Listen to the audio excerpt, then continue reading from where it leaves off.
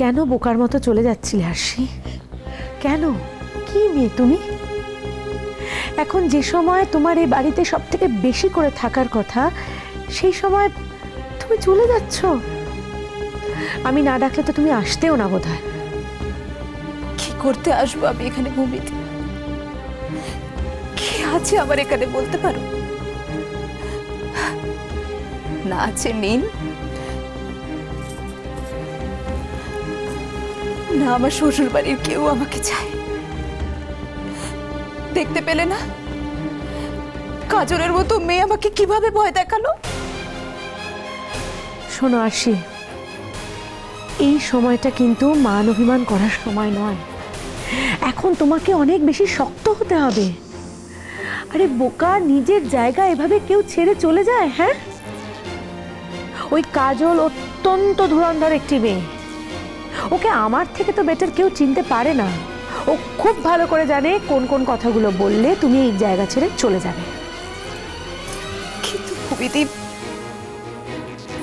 কাজল তো নিজেই সেদিন বললো যে নীলের সঙ্গে ওর নাকি কখনো ডিভোর্সই হয়নি। ওফো, কাজল বললো আর তুমি সেটা বিশ্বাস করলে?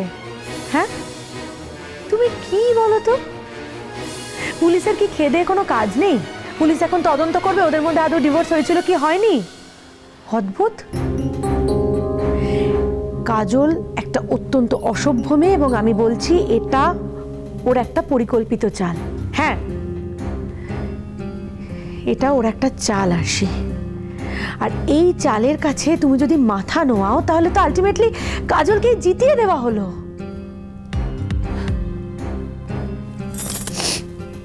কিন্তু লড়াইটা আমি কার সঙ্গে করব? যে মানুষটাকে নিয়ে লড়াই করব সে মানুষটাই তো নেই। শুধুমাত্র শ্বশুর বাড়িতে টিকে থাকার জন্য আমি প্রত্যেকটা মানুষের সঙ্গে লড়াই করতে পারবো না ভূমি দিদি। বোকামে, একেবারে বোকামে তুমি। কি বলছি আমি তোমায়? আমি বলছি না এটা কাজলের একটা চাল? Please understand.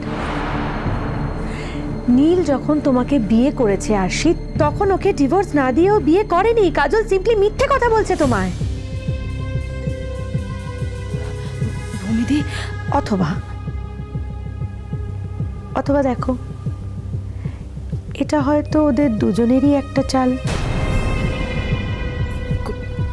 কোন দুজনের?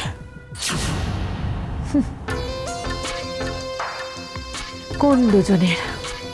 Good question. নীল আর কাজলের।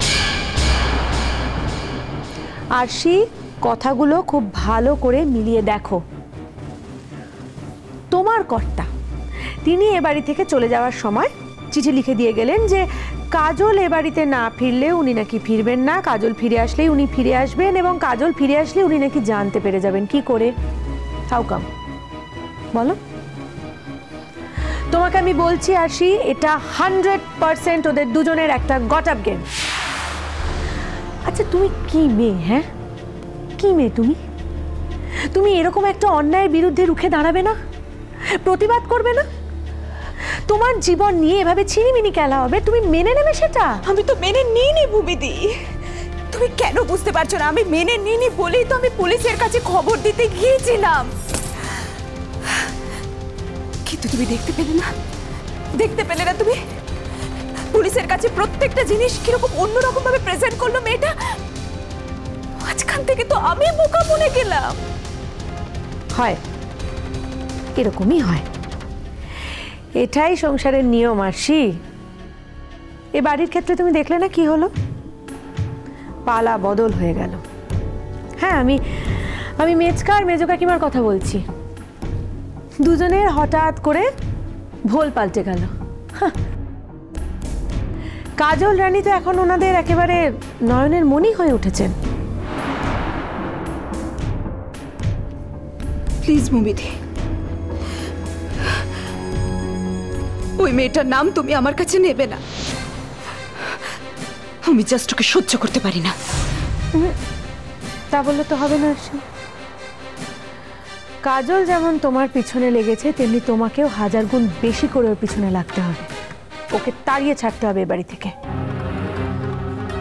পুলিশের কাছে উল্টো গাওনা গিয়েছে তো ভালো, পুলিশ তো বাইরের ব্যাপার। এখন যা করবে তুমি নিজে করবে।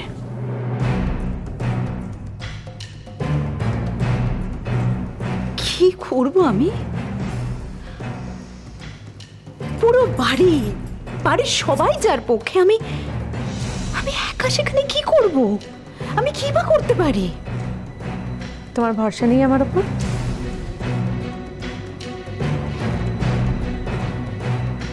আছে বলি তো আমি তোমার ডাকে এখানে এসেছি। তা না হলে আমি তো ভেবেছিলাম যে কোনোদিন আর এ বাড়িতে আসবোই না। বোকা মেয়ে, একেবারে বোকা মেয়ে তুমি আসি। শোনো, এবার বরং তুমিও ভুল পাল্টাও ভেতরে ভেতরে। মানে কাজলের ওপর আর বাইরে থেকে রাগ দেখিও না। যা করতে হবে আরশি ভেতরে ভেতরে করতে হবে আমাদের। কাজলকে এ বাড়ি থেকে এবং নীলের জীবন থেকে তাড়িয়ে দিতে হবে, এই তো ব্যাপার।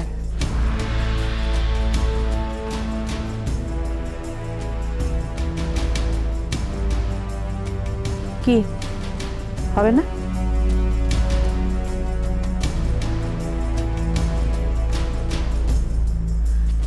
কি করে হবে? কি করে এটা সম্ভব আমি তো তাই বুঝতে পারছি না। নীলই যেখানে নেই সেখানে। আচ্ছা শোনো আরশি, একটা ছেলে এভাবে বাড়িঘর ছেড়ে বাইরে বাইরে কিভাবে থাকতে পারে, কতদিন থাকতে পারে না আমিও দেখব। ওই তো ভেবেছিল ও এ বাড়ি থেকে চলে যাবে, তারপর কাজল এ বাড়িতে চলে আসবে, আর কাজল যেই এ বাড়িতে চলে আসবে ও তেমনি ফিরে আসবে, তাই তো?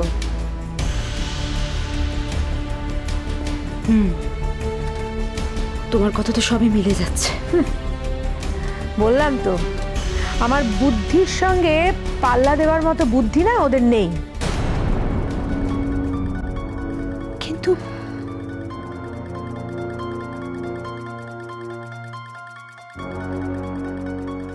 ভূমিদীপ, তাহলে কি করে ওকে? শিখিয়ে দেবো সময় মতো, সব শিখিয়ে দেবো তোমায়। শুধু তুমি এ বাড়ি থেকে চলে যেও না প্লিজ। তুমি যদি এ বাড়ি থেকে চলে যাও আমার না তখন বড্ড একা একা লাগে। আমি বুঝে উঠতে পারি না আমি কি করব।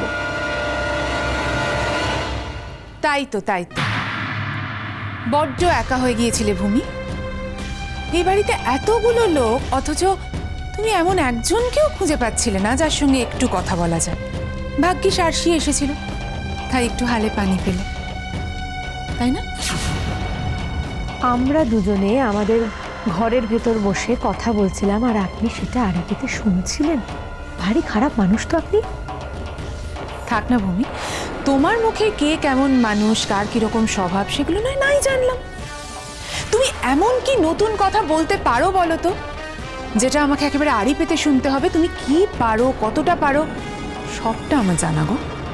একদম বাজে কথা বলবেন না। খবরদার গলা তুলে একদম কথা বলবে না। চোখ রাঙিয়ে গলা তুলে কথা বলা এসব কিছুর অধিকারই নেই তোমার। তোমাকে একদম মানায় না এগুলো। তুমি মনে মনে জানো তুমি কি করছিলে। এই বাড়িতে এখন এমন একটা পরিস্থিতি, আর তার মধ্যে তুমি গন্ডগোল করছো, দল পাকাচ্ছ। মিথ্যে কথা বলছেন আপনি। আমরা দুজনে আমাদের মনের কথা বলছিলাম, শেয়ার করছিলাম, আর সেটাকেই আপনি বলছেন দল পাকানো। কি আশ্চর্য!